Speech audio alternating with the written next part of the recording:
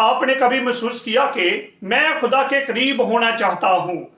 मूसा की सबसे बड़ी ख्वाहिश यही थी, ऐ खुदावंद मुझे अपनी हजूरी दिखा। पस मंजर है सुनहरी बछड़े के गुनाह के बाद पहली बात खुदा नाराज था, दूसरी बात मगर मूसा ने कौम के लिए शफायत की। खरूज 33वें बाब की 11वीं आयत में खुदावंद मूसा से रूबरू बात करता था। खुदा तलब चाहता है, क्योंकि हम यके बाद दीगरे खरूज की किताब को बाब बाब पढ़ रहे हैं। आज 33वें बाब का मुताला करेंगे और खुदा की हजूरी और खेमा इज्तिमा के बारे में बात करेंगे। आज की बाइबल स्टडी का पहला नुक्ता है खेमा इज्तिमा। जब हम 7वीं आयत पढ़ते हैं 33वें बाब की, तो वहां पे लिखा है, और मूसा खेमा को लेकर उसे लश्करगाह से बाहर बल्कि लश्करगाह से दूर लगा लिया करता था और उसका नाम खेमा इज्तिमा रखा। और जो कोई खुदावंद का तालब होता वो लश्करगाह के बाहर उस खेमा की तरफ चला जाता था। मूसा ने खेमा बाहर लगाया, यानी लश्करगाह जो लोगों का यूं कहें कि मोहल्ला था या वो गांव था, जो भी उन्होंने अपना टेंट सर्विस लगाए हुए थे, तो वहां से बाहर लगाता।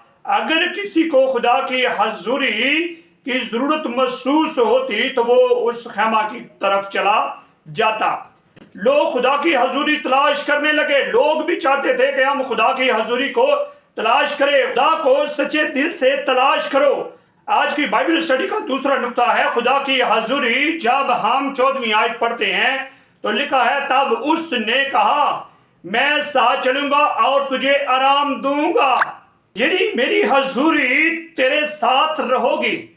पहली बार खुदा की हजूरी सुकून देती है, दूसरी बार खुदा की हजूरी रास्ता दिखाती है, और तीसरी बात खुदा की हजूरी सब कुछ बदल देती है। और आज की बाइबल स्टडी का तीसरा नुक्ता है मूसा की बड़ी दरखास्त।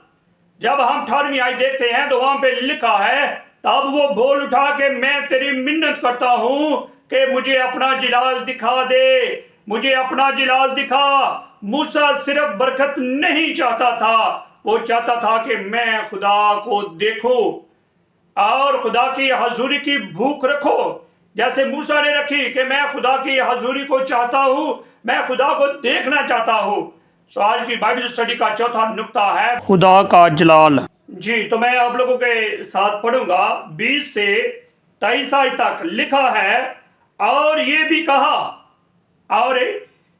कहा तू मेरा चेहरा नहीं देख सकता, क्योंकि इंसान मुझे देख कर जिंदा नहीं रहेगा। फिर खुदावंद ने कहा, देख मेरे करीब ही एक जगह है, सो तू उस चट्टान पर खड़ा हो, और जब मेरा जलाल गुजरेगा मैं तुझे उस चट्टान की शफाफ में रखूंगा, और जब तक मैं निकल ना जाऊं तुझे अपने हाथ से ढांके रखूंगा। इसके बाद मैं अपना हाथ उठा लूंगा और तू मेरे पीछा देखेगा लेकिन मेरा चेहरा नहीं देखेगा।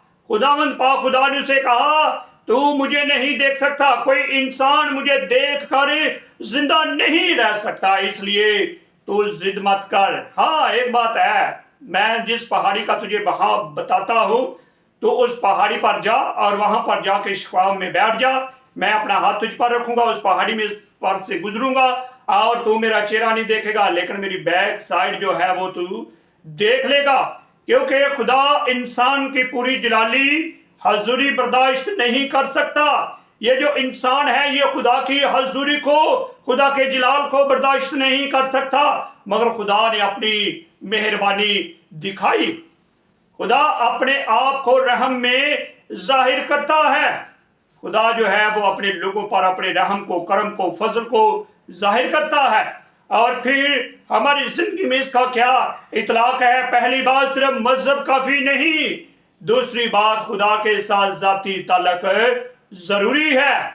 दुआ में वक्त गुजारें, खुदा की हजूरी तलाश करें, रस्मों से बढ़कर ताल्लुक अहम है। ये बात ज़हन में रखें, आप रस्मों को छोड़ दें, आप सिर्फ दुआ करें, खुदा के साथ ताल्लुक को बनाएं, खुदा की हजूरी की तलाश करें। आज इस बाइबल स्टडी से जो नतीजा हम अखज़ करते हैं, खुदा अपने लोगों के करीब रहना चाहता है। दूसरी बात, खुदा की हजूरी जिंदगी बदल देती है। तीसरी बात, सच्ची इबादत तलब से आती है। चौथी बात, खुदा रहम करने वाला है। ये फैसला मेरा और आपका है। क्या आप खुदा की हजूरी को अपनी जिंदगी में अव्वल जगह देंगे? क्या आप खुदा के साथ गहरा ताल्लुक चाहते हैं?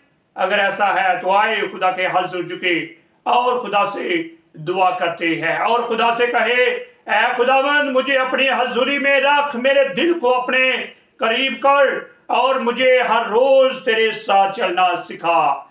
आमीन। खुदा की हजूरी के बगैर कामयाबी भी खाली है। मेरे अजीजों, यकीनन आपने आज इस छोटी सी बाइबल स्टडी से बरकत को लिया है।